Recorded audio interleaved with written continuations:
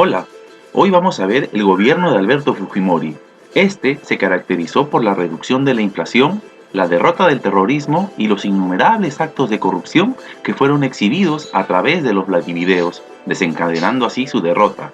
Es así que desde 1988, Mario Vargas Llosa se perfilaba como el más importante candidato a la presidencia. Por ello, nadie se imaginaba el triunfo de Alberto Fujimori.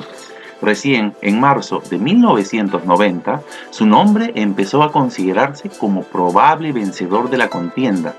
Este candidato fue rector de la Universidad Nacional Agraria y conductor de un programa de debate político. Su campaña tuvo como lema honradez, tecnología y trabajo, que expresaba los lineamientos de un futuro gobierno. Acompáñenme a escuchar los detalles de este mandato. El gobierno de Alberto Fujimori. ¿Qué acontecimientos importantes ocurrieron en el Perú y el mundo antes del mandato de Fujimori? Veamos en esta línea de tiempo que Alberto Fujimori, bajo el partido Cambio 90, gobernó nuestro país entre el año 1990 y el año 2000. Anteriormente estuvo Alan García Pérez y posteriormente al gobierno de Fujimori tendremos al gobierno transitorio en manos de Valentín Paniagua. ¿Qué ocurrió en el Perú antes? Durante el mandato de Alan García, principalmente vimos que surge el movimiento revolucionario Tupac Amaru. Además, que en economía vamos a sufrir una hiperinflación. En el mundo, durante el gobierno de Alan García, casi a finales de su mandato, se va a dar la famosa caída del muro de Berlín. En cambio, durante el mandato de Alberto Fujimori, en el país se van a dar reformas negativas, reformas laborales que perjudicaron a la población hasta el día de hoy. Además, la reinserción de la economía peruana a nivel mundial. Y mencionaremos el famoso paquetazo o Fujishock. En el mundo, ¿qué ocurría?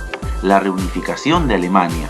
Este término se refiere a los cambios políticos y sociales acontecidos durante 1989 y 1990 en Alemania, que concluyeron en la adhesión de la antigua República Democrática Alemana bajo la jurisdicción de la República Federal de Alemania. El proceso dio como resultado a una sola Alemania, como hasta el día de hoy. Tenemos también la famosa Guerra del Golfo, que se va a dar el 2 de agosto de 1990 hasta el 28 de febrero de 1991. Este fue un conflicto bélico librado por una fuerza de coalición autorizada por las Naciones Unidas, compuesta por 34 países y encabezada por Estados Unidos contra la República Iraquí, en respuesta a la invasión y anexión iraquí del estado de Kuwait. Esta guerra también fue llamada como la madre de todas las batallas y comúnmente conocida como la Operación Tormenta del Desierto por el nombre operacional estadounidense de la respuesta militar. Y un tercer evento importante en el mundo fue la disolución de Yugoslavia, que se refiere a los hechos ocurridos en la antigua Yugoslavia entre el 25 de junio de 1991 y el 5 de junio del 2006, que condujeron a esta disolución y a la formación de 6 nuevas repúblicas soberanas: Eslovenia, Croacia, Bosnia-Herzegovina, Montenegro, Macedonia del Norte y Serbia, y que para algunos expertos también incluye la independencia reconocida parcialmente a nivel internacional de la provincia serbia de Kosovo, ocurrida en el año 2008. Gobierno de Alberto Fujimori. Alberto Fujimori gobernó al país por espacio de 2 periodos, al término de los cuales fue reelegido por segunda vez, modificando la Constitución con el apoyo obediente del Congreso, donde tenía mayoría. El primer gobierno se va a dar entre 1990 a 1995, apoyado por la agrupación política Cambio 90. Triunfó en segunda vuelta con el 62,4%, derrotando al famoso escritor Mario Vargas Llosa. El segundo gobierno se va a dar entre 1995 y el año 2000, esta vez respaldado por Cambio 90 Nueva Mayoría. Fue reelegido con el 64,4%, superando al diplomático Javier Pérez de Cuéllar. Tercer gobierno, que es más breve, se va a dar entre julio y noviembre del año 2000. En mayo del 2000, en segunda vuelta, fue reelegido por segunda vez, habiéndose retirado su contendor, el economista Alejandro Toledo, ante la falta de garantías electorales.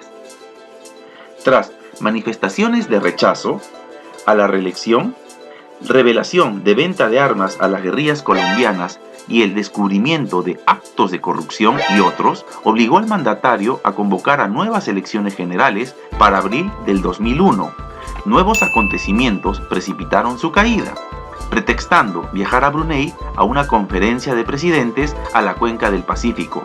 Llegó así a Tokio, desde donde hizo conocer su renuncia por fax.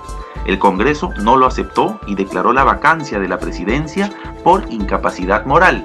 Vemos aquí en la imagen cómo en aquella época los diarios de mayor circulación nacional daban fe de esta noticia. ¿Cuál fue la situación del país durante este mandato? Entre 1990 y el 2000, el Perú vivió una situación sumamente caótica a pesar de algunos logros importantes. Al asumir el gobierno, se encontró con una aguda crisis económica expresada en hiperinflación del gobierno anterior, que agregada a la hiperinflación producida por su gobierno, colocó al país en una crisis que empobreció a la población. Los partidos políticos perdieron prestigio y el terrorismo aumentó sus acciones destructivas. A esto se agregó el tráfico ilícito de drogas y el aislamiento del Perú al sistema financiero internacional. Tales problemas fueron encarados con el respaldo de las Fuerzas Armadas y el Servicio de Inteligencia. Estas medidas tuvieron un alto costo, la concentración del poder en el presidente y su asesor, Vladimiro Montesinos, dando origen al surgimiento de la corrupción y la pérdida progresiva del Estado de Derecho. Aspectos significativos en el orden político. Hubo un golpe de Estado. El 5 de abril de 1992, se interrumpió la constitucionalidad del régimen democrático por el cierre temporal del Congreso, con el pretexto de que cumplía junto con el sistema judicial una labor ineficaz y obstruccionista que impedía al gobierno la lucha contra el terrorismo y el narcotráfico. Apoyado por los militares, neutralizó la reacción popular.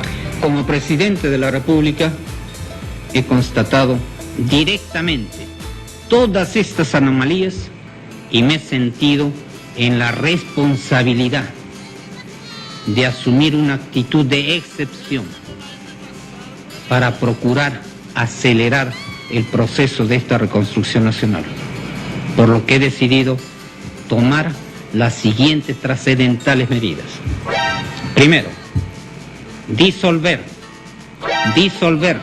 temporalmente el Congreso de la República hasta la aprobación de una nueva estructura orgánica del Poder Legislativo, la que se aprobará mediante un plebiscito nacional.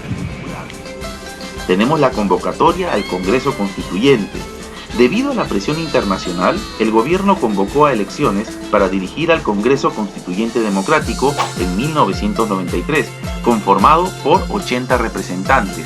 Vemos aquí, de los 80 representantes, 44 escaños, más de la mayoría, estuvieron en poder del gobierno de Cambio 90, la nueva mayoría. Una nueva constitución. El principal objetivo del Congreso Constituyente y Democrático fue elaborar una nueva constitución que garantice los cambios institucionales del régimen y le dé un giro más moderno y libre de mercado. Las novedades principales de esta carta fueron: establece la reelección presidencial inmediata, rompiendo la tradición peruana y latinoamericana. Reduce el poder legislativo a una sola cámara, compuesta por 120 congresistas elegidos, en base a un distrito electoral único, con la idea de hacerlo más ágil y eficiente. Se introduce la figura del Tribunal de Garantías Constitucionales y el Ministerio Público, destinado a evitar la promulgación de leyes anticonstitucionalistas. Permite el ingreso de tropas extranjeras al territorio, siempre que no vulnere la soberanía nacional. Crea además la Academia de la Magistratura para la formación de jueces y fiscales y la Defensoría del Pueblo.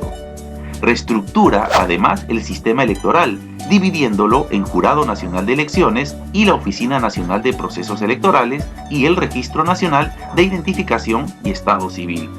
En materia de políticas sociales, elimina muchos de los derechos, entre ellos la de la estabilidad laboral. Lucha contra el terrorismo. Otro aspecto, quizás la más espectacular, fue la lucha frontal contra el terrorismo. Entre 1991 y 1992, Sendero Luminoso había mejorado sus habilidades destructivas en el Perú. En la selva, esta acción subversiva se desarrolla en complicidad con el narcotráfico. El gobierno decidió actuar con la mayor energía, tipificando tales actividades como traición a la patria. El resultado no se dejó esperar.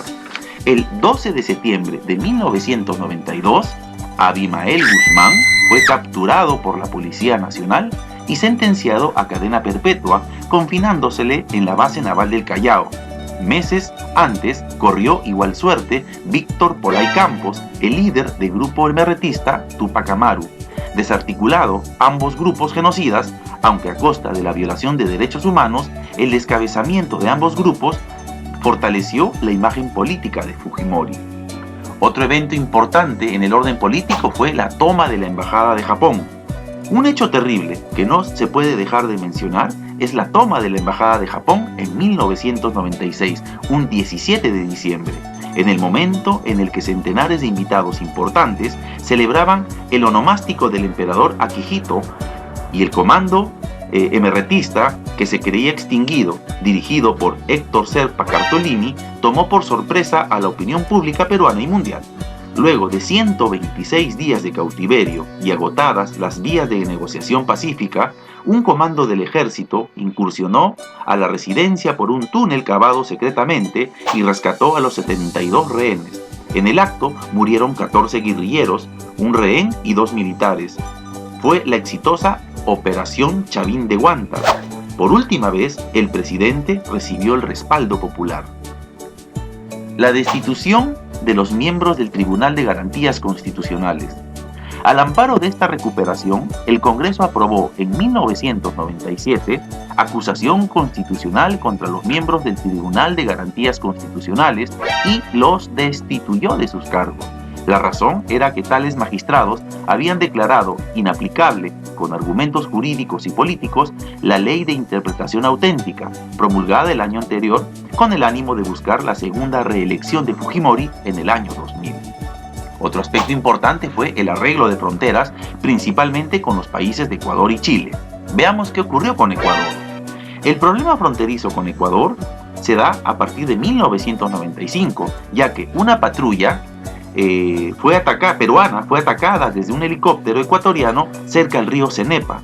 Luego de acciones militares diplomáticas, ambos gobiernos firmaron ese año la Declaración de Paz de Itamaraty, reiterando las tropas contendientes e iniciando las negociaciones que culminaron con el Acuerdo Final de Paz suscrito en Brasilia el 26 de octubre de 1998, por el cual se acató el pretexto del protocolo de 1942, pero concediendo a Ecuador simbólicamente 1 kilómetro cuadrado en el área de Tiwinza, en la zona del Cenepa, y la concesión de 2 zonas francas en la ribera de los ríos Marañón y Amazonas.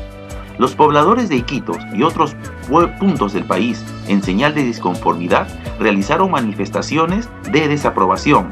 El último hito fue colocado en mayo de 1999, después de 160 años de malentendidos y tensiones, culminaba así el conflicto entre ambos países.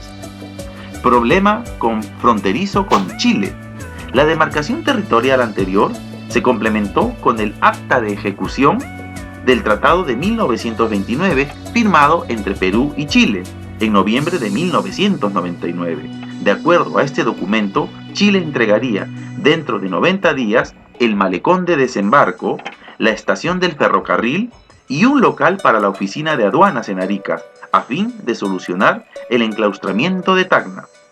A estos 2 arreglos fronterizos se suma el reingreso del Perú a la Comunidad Andina de Naciones tras estar alejados 5 años, precisamente volviendo a nuestras relaciones comerciales con los países vecinos, Colombia, Ecuador y Bolivia.